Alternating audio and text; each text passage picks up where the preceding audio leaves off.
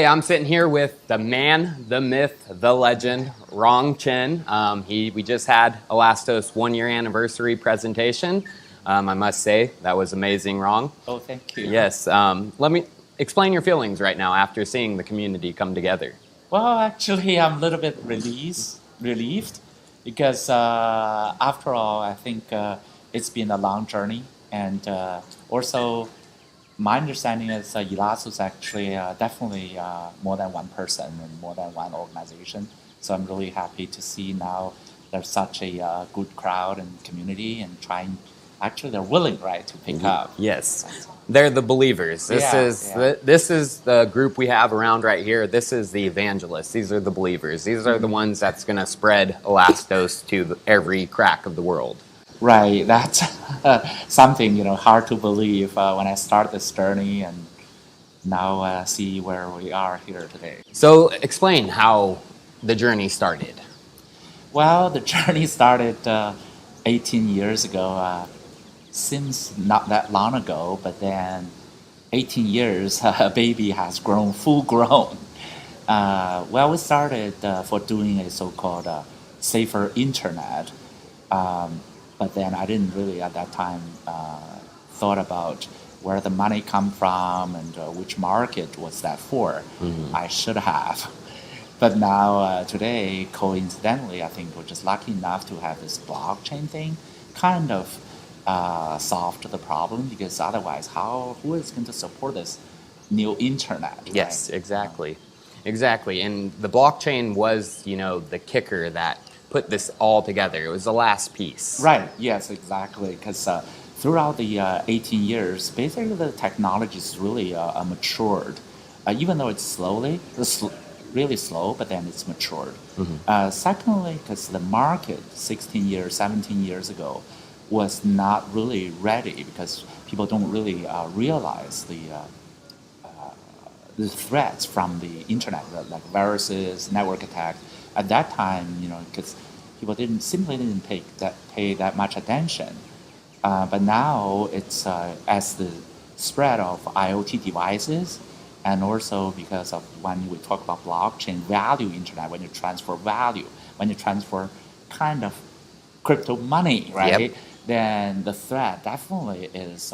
That threat's a lot stronger, It's bigger. a lot stronger, because say if you send me a Bitcoin, and in return I should give you some digital assets, right? Because without a middleman, right? You give me the coin, but you don't know where the digital assets went. Yeah, exactly. Yes.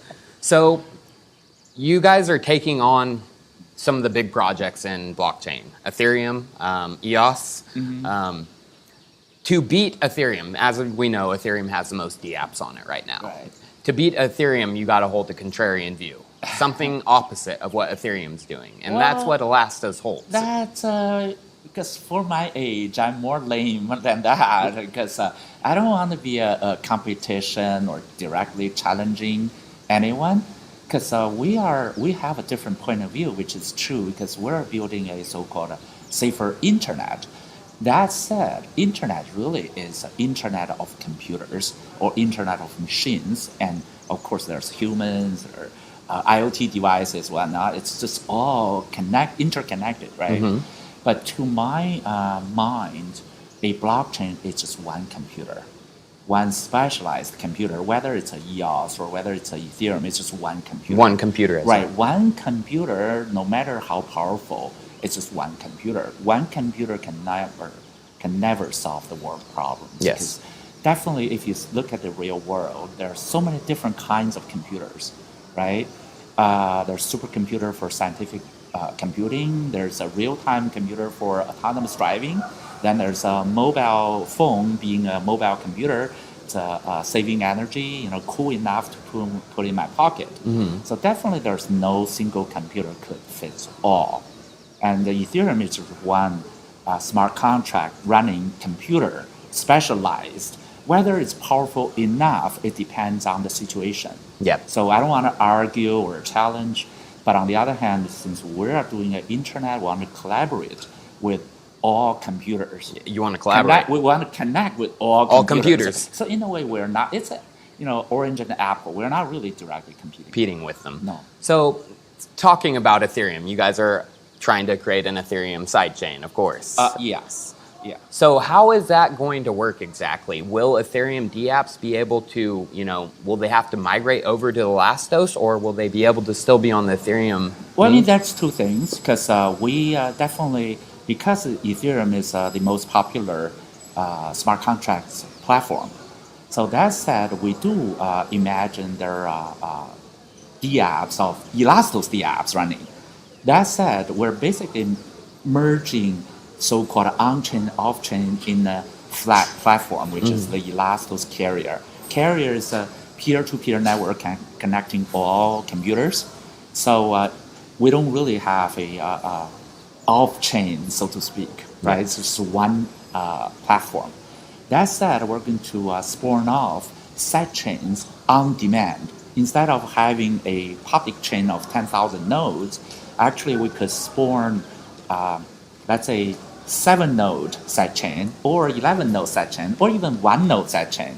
Let's say, if we bet on a football game, do we really need 10,000 nodes to confirming run the it all, consensus, yeah. right? Probably we just need one. Because that one randomly pops up on this Elastos carrier.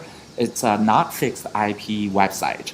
So you don't know which one, I don't know which one, because Elastos, after all, is autonomous running. No one is controlling even the carrier, right? So no one can predict where this machine is popping up, this virtual machine popping up. And also the virtual machine is going to run the smart contract where we both have confidence with. If we don't, then you are a node, I'm a node, and yet a third node. So we have 2-to-1 ratio. Yep. I know I don't trust you, you don't trust me, but then let's say who got the 2-to-1 ratio, right? So, and of course you can run a little bit more, like 5 nodes, 7 nodes. That said, that'll be much more efficient. And but then we do want it to be running like an Ethereum smart contract, because that's the most popular. There are existing so many smart contracts already. Yep. We are also going to do like Elastos contracts, Elastos smart contracts, right? Like C programs, whatnot. That said, we're also going to work with Ethereum public chain as a friend chain. That's two level thing. One is we're going to spawn off sidechains running Ethereum VMs, right? That could be destroyed after the it's done. Right. Let's say we bet the game, then today we kick it in, but the game is tomorrow. After the tomorrow, it's destroyed. Yeah, it's destroyed. But the smart contract, the program is saved in your cloud drive, in my cloud drive. When the smart contract launches, it reads the smart contract from your cloud drive. I know you didn't manipulate because the hash, it's proven you haven't done anything with it, and or because also I have the smart contract. So, but after the game, right, and the result will be stored as a hash to the public chain, and if we want to repeat, we could repeat this process. Otherwise, we don't really have to save that side chain. Yes. Right, and but on the other hand, if Ethereum has 10,000 nodes running their public chain, there are so much digital assets have already been stored, because like token issued, the crypto kitty sold, those were digital assets existed on the Ethereum public chain. Yep. So we could just leave them alone as a computer, as a public chain computer. So the Elastos carrier just have the IDs from the Elastos public chain, but then it doesn't really prevent applications to go access someone else public chain, right? So to us, they're like a side chain, so long as the apps, like the off chains of Ethereum, using our DID and using our way of finding the websites. Basically, it's a routing thing. If it's following this one, then Ethereum will turn into our so-called friend chain. Yes, I remember the friend chains, yes. Yeah. So talking about friend chains, Neo, you guys are going to be working on a Neo friend chain as well, correct? We are also porting the Neo smart contracts onto our sidechains. Okay. Yeah. Oh, so let's talk about some of Elastos' early days. So back in Microsoft, how did you come up with the network is the computer or the C++ virtual machine? How did that? Well, actually, the original idea came from the Java authors, which is back in 1992, 1993-ish. And there was a slogan called the network is the computer, even though most people don't know what they were talking about. But then by 1998, which was like about 5 years later, and Microsoft realized actually the previous OS or device OS, like Windows 95, Windows 98, Windows NT was in NT 3.5, NT 4.0, NT 2000, Windows 2000, they were in the developing milestones in the pipeline. But then we realized there's a need for so-called .NET, the network computer, because the device OS really taking care of the device without worrying about the network. The applications have to take care of their network themselves. So if they go onto the internet being cheated because they're routed to a different fake website, and who's to blame? It's not the device OS. They have their own, like consumer have to simply kick themselves, yep. right? And then saying, hey, how come you don't have a stronger password? And how come you don't know the DNS or middleman attacks, right? Hey, guys, what do you expect from the consumers? So there you need a so-called network OS, basically saying, I'll take care of all the network access on consumers' behalf, which basically meaning without letting applications go on to the internet themselves, because the applications, if the applications go onto the internet, literally they can kidnap users' data and took it away wherever they want. So that, with that understanding, that's why Microsoft designed this .NET instead of something else. Why it's the name coming from, right? It's the network OS. Keep generating and receiving all network packets on users' behalf. So then, basically that means applications, services, front end, back end, they could not generate network packets. All the network packets being indirectly managed by the network OS. That was the key concept. It's not by me. It's by the team or by the industry. I was trying to do is I was trying to convince. There's a team, not even myself. There's a small group of folks believed we should do it in parallel. We should not only do it in intermediate language, we should also do it in native language. In native, yep. Yeah, because there are two problems with intermediate language. One is because intermediate language cannot run 100% of the programs. If you want to write a game engine, you want to write a deep learning algorithm, you want to write a multimedia codec, you have to go down to the CPU level. But if you have a virtual machine, yet you have a backdoor, then the sandboxing, all the bets are off. Right? That's very obvious to me, even at that time. So another problem of intermediate language like Java is like, given our understanding, how are we going to generate network packets is by something through so-called metadata-driven remoting. So the metadata-driven actually is based on the so-called metadata. And then in order to generate network packets, you need to have the other party following exactly the same protocol. Really? Otherwise, you generate network packets and the other side doesn't care, doesn't receive it, right? It cannot generate message back.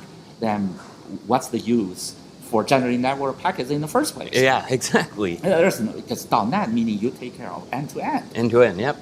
On consumers' behalf, right?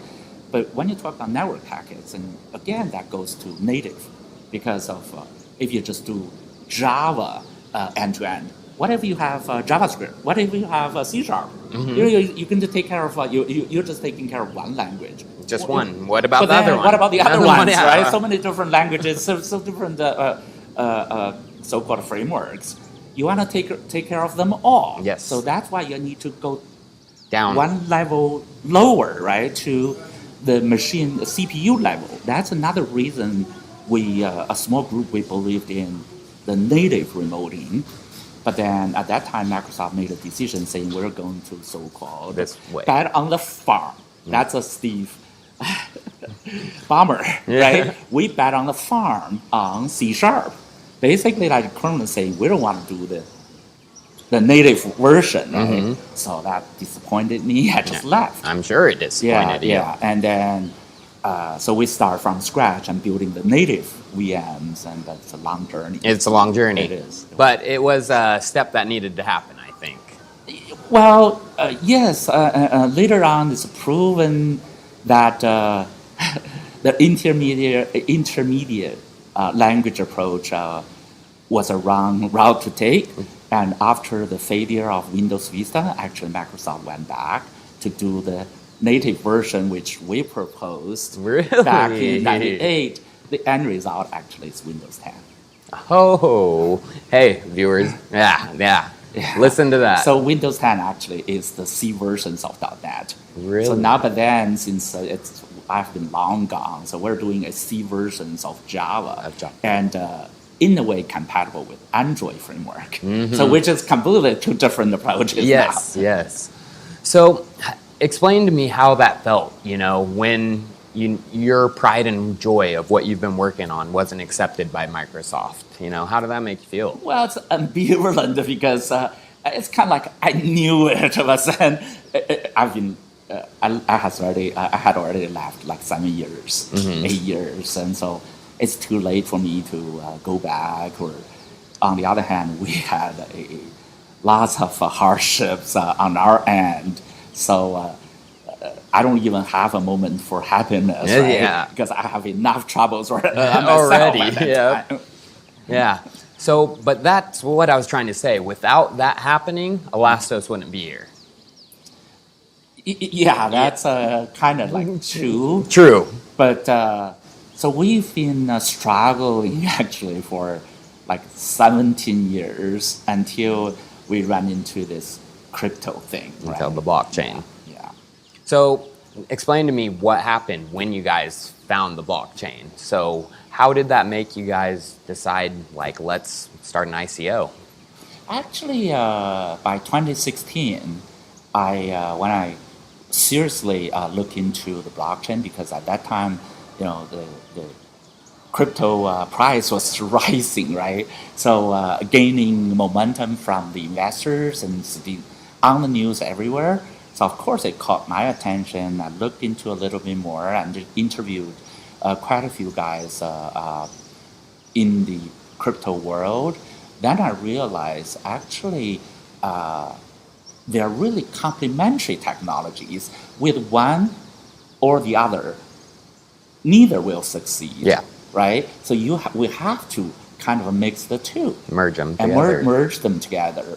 So with that realization, I start the journey, going to write up PowerPoints, proposals, talking to like a handphone and other folks. But eventually, handphone and Wujihan or Bitmain, they decided to invest it into us, into the Elastos project. Okay, so that was the kicker for it all. Yeah, and it works out fine. And it worked out great. Yes.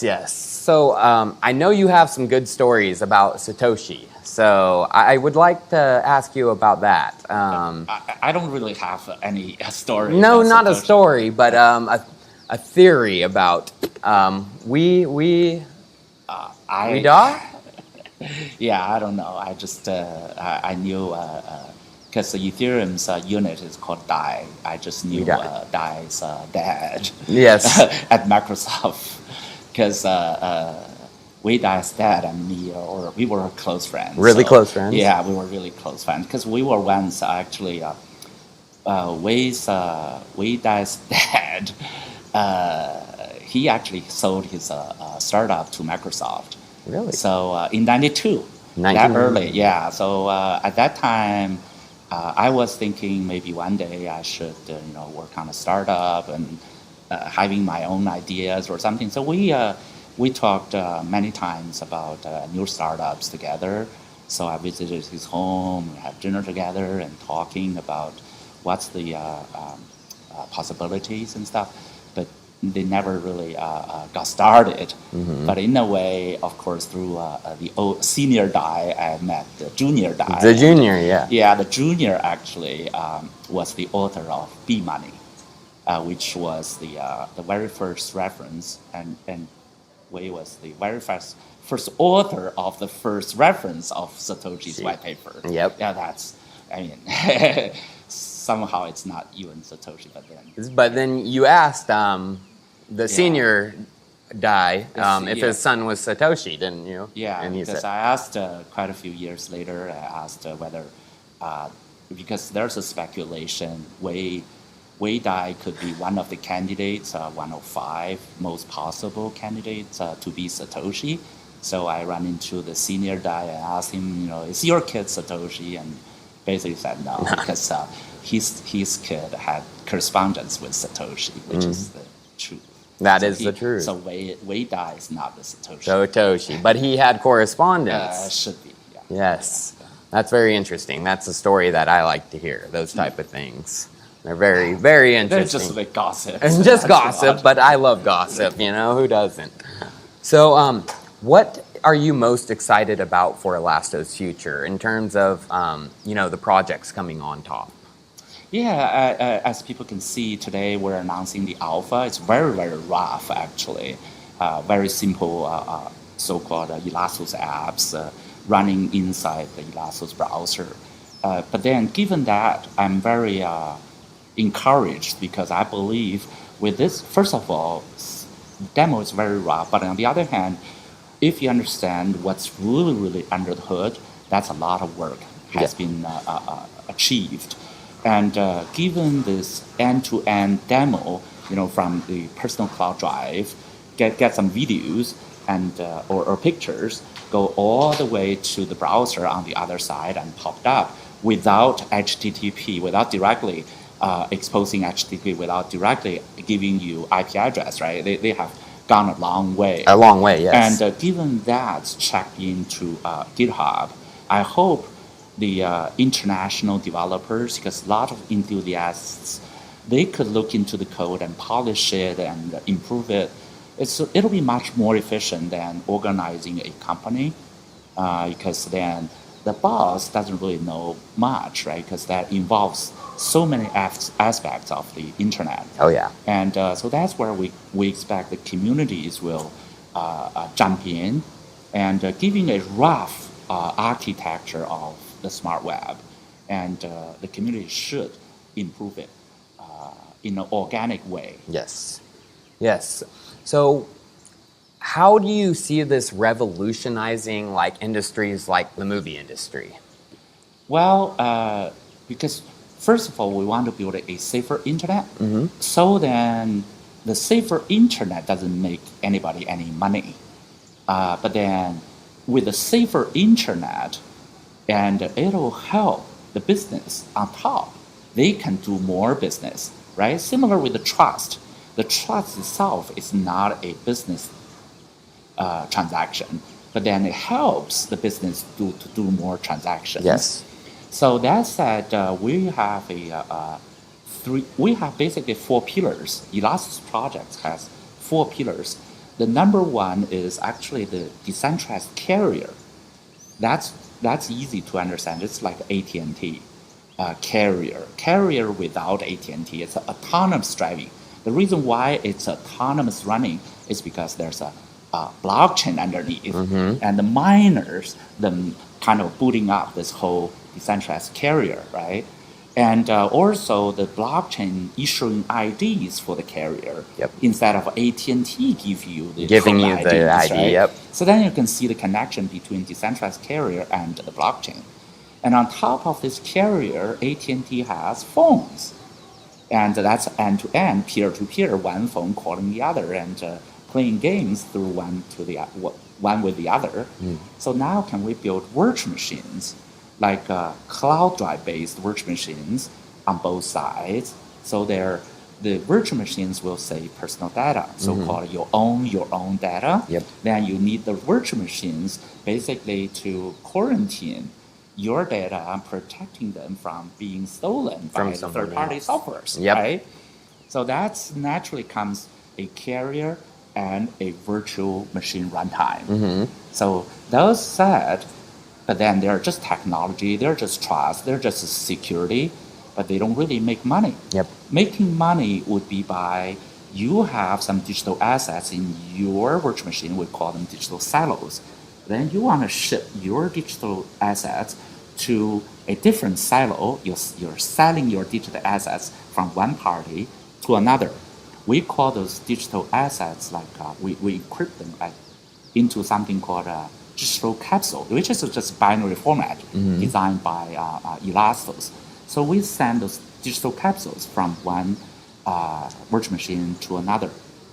And then the virtual machine runs the digital capsule and validates, do you still have the right to run it, right? Because it used to be owned by party one, now you ship it to party two.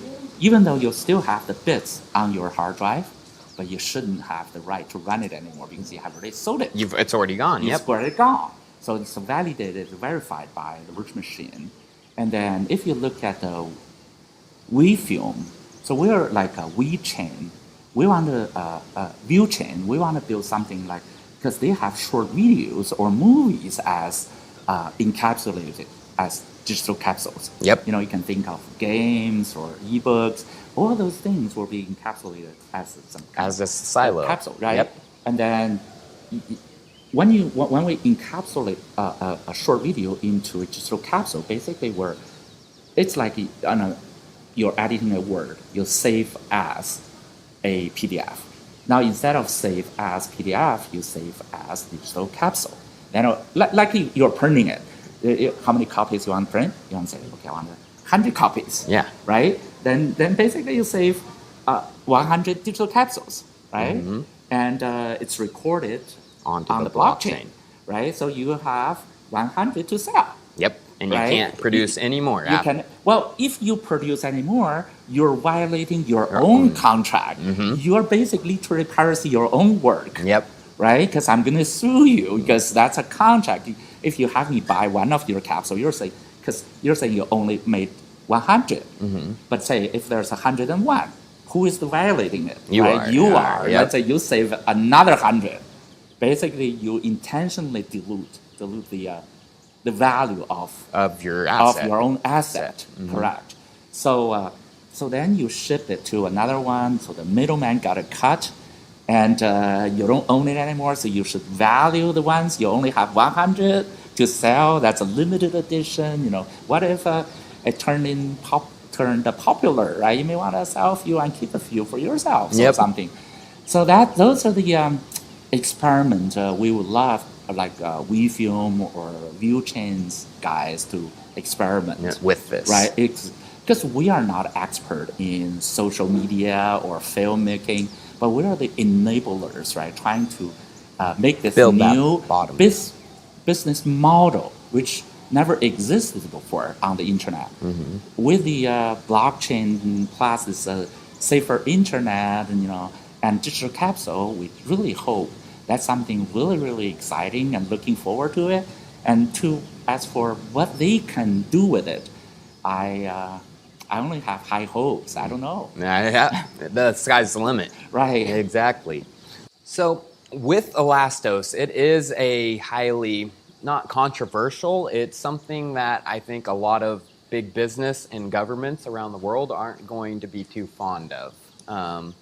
Do you have that feeling? That I don't. No? Because Elastos is open source, neutral, and autonomous running, right? We're not really lean towards one company or the other.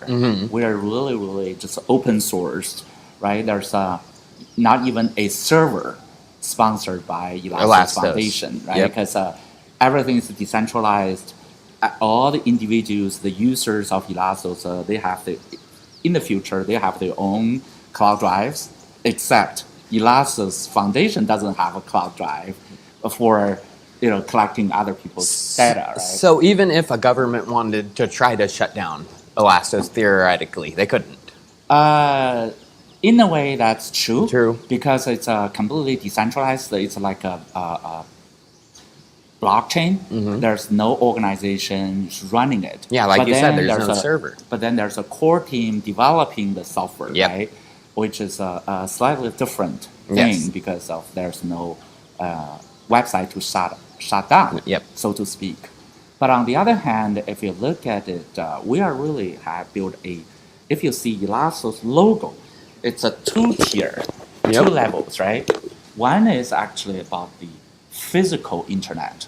The physical internet actually is decentralized. If you think of the current internet, anybody can buy a server and get an IP address Yep. and put on the internet being accessed. Or so in that case, people could put in the server and detect other folks, collecting other folks' information or attacking others. That's the drawbacks of the current internet, but it's decentralized. Yes. And what we're saying is like a Linux and TCP/IP, they are actually at the physical level, physical machine level. And on top of it, we're building a virtual level, virtual tier, which is the cloud drive-based virtual machines. We call them personal cloud computers. Basically, they are digital silos, they are software machines, whatever you call them. And also, we're building the virtual decentralized carrier, which is another horizontal network, right, between connecting the digital silos, the virtual machines.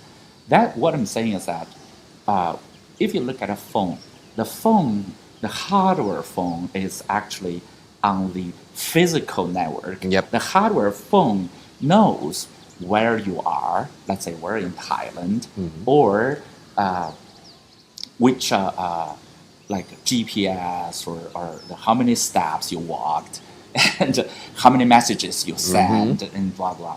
But then the virtual machine level, the virtual machine is like a spirit, like a genie, so to speak, in a legend. Right? The legend is the phone. The genie is something like embedded and lived in this hardware shell. So what I'm saying is, one software-defined computer, one digital silo, want to send a crypto, when you send a digital asset from one personal cloud computer to another one, right? It'll go to the blockchain, get the public keys and private keys, and encrypt data, and for the other party to decipher, correct? So what I'm saying is you can get the key from public chain, but then which encryption algorithms you're going to adapt. Then in that case, if the software-defined phone knows you are in Thailand, is there a government requirement which kind of encryption algorithms you should use, right? That's different. So we can literally get the encryption algorithm from the hardware machine, from the local carrier of Thailand. I mean, real telco. Yeah, real. Right, carrier. Then Elastos carrier, which is the virtual one. The real Thailand carrier is the physical one. Yep. Right? We could get encryption algorithm from the local carrier and encrypt your message and send it along. Through the So that's just preventing the third-party commercial companies like from intruding privacy, right, of consumers. But on the other hand, to like anti-terrorists for government's needs, I don't see a problem, right? Because they can literally grab whatever's required. We should be able to comply to the local encryption algorithms. Basically, it's like if we go fly, they have those so-called air whatever key, locks, right? Yep. It's air whatever safe locks, and so normal people couldn't open, but then the customs should be able to open it if they please, yes. If they have the keys. That's an interesting concept. So regarding the component assembly runtime, that has been something that I've done a lot of research on. How long has that been worked on? Was that back in Microsoft days where you... No, that's actually the first thing I worked on in year 2000. Really? Yeah. Because that's what I mean by when I realized we should be able to do it in C. Actually, the C language doesn't have metadata. So then the C language cannot implement the so-called metadata-driven remoting because it doesn't even have a metadata. So the very first thing is I would build the metadata into the C programming language. So that's the very first thing I did in year 2000. But then, of course, it took several years to mature. The current component assembly runtime literally much the same as in 2008, 2007, because at that time it's already matured. It haven't changed much. Not much then. from? No, Wow. It haven't changed for 10 years. Wow, that's Yeah, amazing. yeah. And that's a critical component of Elastos. It is, because that's what we use to generate all the network packets. Wow, that's amazing. That's amazing. So the future of Elastos, let me ask you, what do you see 5 years down the road Elastos is going to be?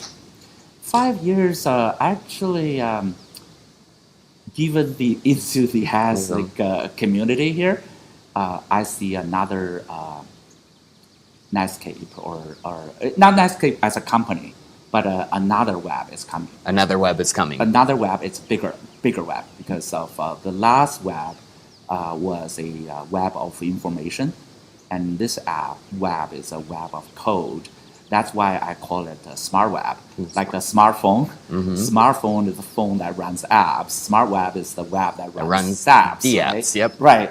So with that understanding, basically with the computers training, we have only two things on the hard drive: data, code, and which one is more important? Because it's more like go back to high school, no, not high school, college calculus, right? Function, constant is a function, but a function may not be a constant. Constant meaning a number. So a number actually is a function. A function is not necessarily a number, right? So what I'm saying is data actually is code. But code is not data. Yeah. Right? So then which one's bigger? So this one, definitely I see in 5 years, if everything as what we predicted, it will be a much bigger tidal wave than 1995. Wow. Wow. I hope so, but then I'm kind of relieved today, because my duty is kind of offloaded from me somewhat. Because first of all, being a CEO of a company, the number one job to get money for your employees. Yes. Which is really, really stressful. I'm sure. Right? Yes, yes. Whether you like it or not, next payday, you have to make it. But now, if I'm tired, I may not give a meetup. So in a way, right? Yep. So I feel... You feel a little bit of relief. A lot. Yes, a lot. And also for like a product, definitely, I don't really... because given my age, I only know one thing. Actually, the only thing I know was metadata-driven remoting, which have nothing to do with most people, right? Yep. And so now I kind of feel also, I don't know whether I should go back to senior college to learn Elastos programming at this point. So that's what I'm saying is you said, like, as a CEO, you want to be able to give your employees a paycheck. What you're going to be doing with Elastos is you're going to be putting a paycheck in all of our hands and pockets. No. And that's the community thing, right? Yes, exactly. So the community thing, if they believe in like a ELA, basically it's a token of appreciation. Does ELA worth anything? Literally not. It's like a piece of money note. Does the paper worth anything? Literally no. But then if more people believe in it, you're really creating that economy that makes the people worth something. Yes.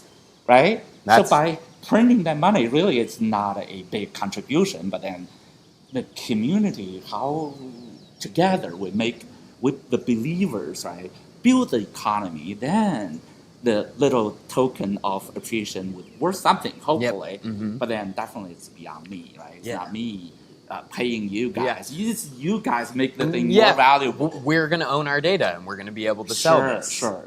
So that's kind of what I was saying. You're putting us a paycheck in our pocket, but it is us doing it at the same time. Correct. But you created it wrong. You started the creation. I started, but then I don't really want to be being considered as the one made it.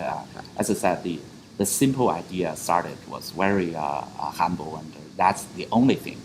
right? Because most of the ideas from someone else. Yeah. Well, you're very humble, Ron. You're Well, very. that's true. That's You're true. very humble, That's true. and I look up to you. I bow down to you. No. Oh yes. That's one thing. Absolutely, I don't want to happen. Oh, well, you are amazing, Ron. Yeah, because as I said, in the future, I'll help evangelizing the whole idea and maybe take my wife traveling, giving some talks, but then a little bit more relieved. Don't have to have a pressure to make a payday. Exactly. Yep. Exactly. Well, I thank you so much. This was excellent.